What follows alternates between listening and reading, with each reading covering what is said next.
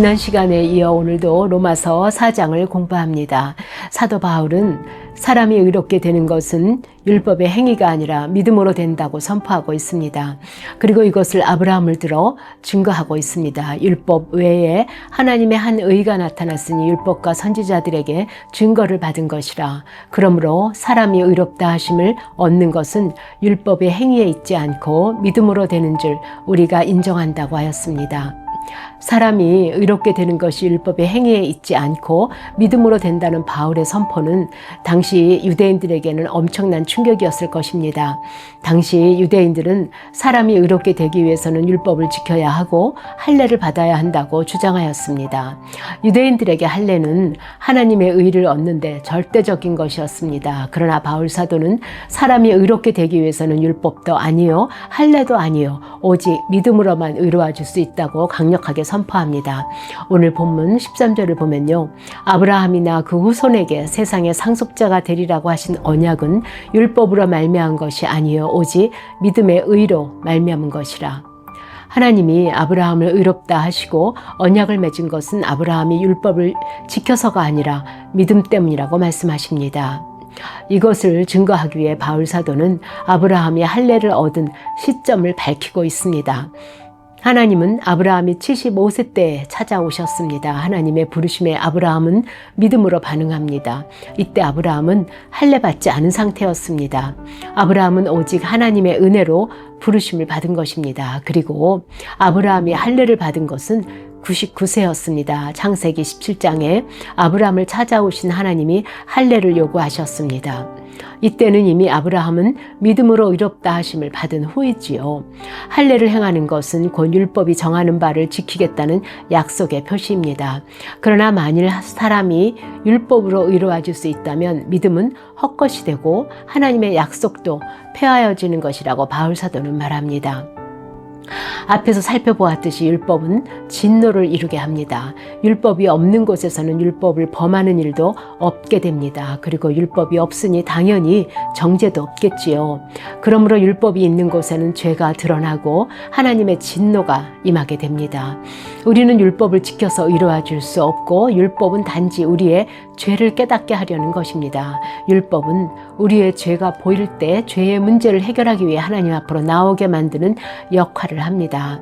그리고 죄의 문제를 해결하기 위해 하나님 앞에 나올 때 이것을 하나님께서 의로 여기시는 것입니다.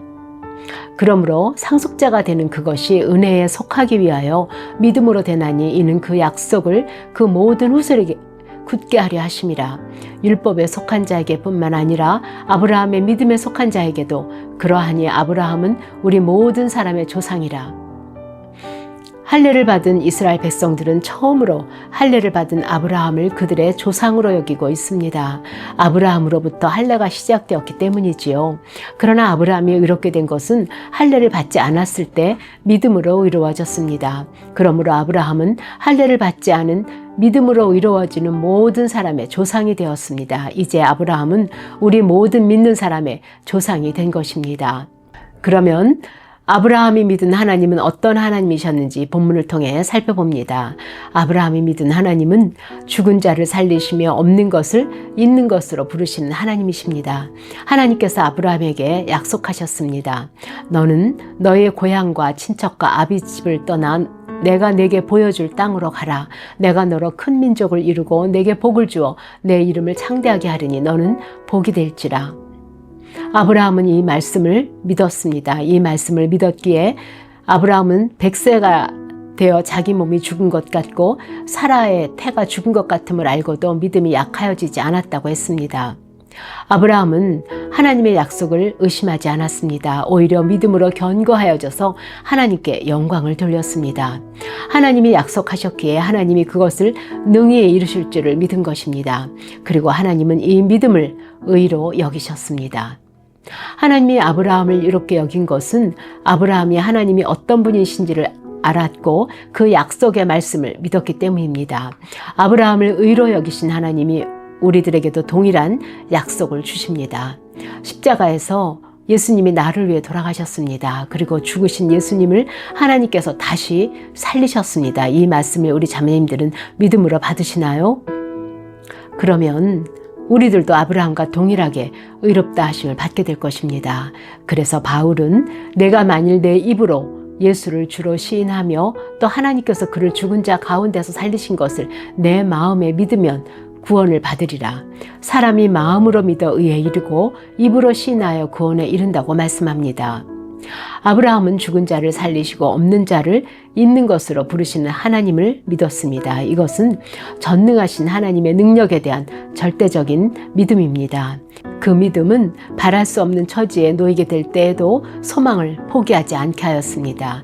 이 믿음이 아브라함을 많은 민족의 조상으로 세우게 된 것입니다. 그리고 바울 사도는 이것은 아브라함만을 위한 것이 아니라 우리도 위함이라고 말합니다. 23절을 봅니다. 그에게 의로 여겨졌다 기록된 것은 아브라함만 위한 것이 아니요 의로 여기심을 받을 우리도 위함이니 곧 예수 우리 주를 죽은 자 가운데서 살리신 이를 믿는 자니라.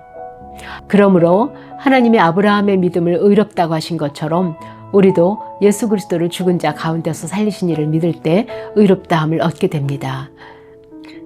아브라함이 바랄 수 없는 중에 바라고 믿은 것이 의로 여겨졌습니다. 그러면 우리도 우리의 죄로 인해 예수 그리스도가 십자가에서 죽으셨습니다.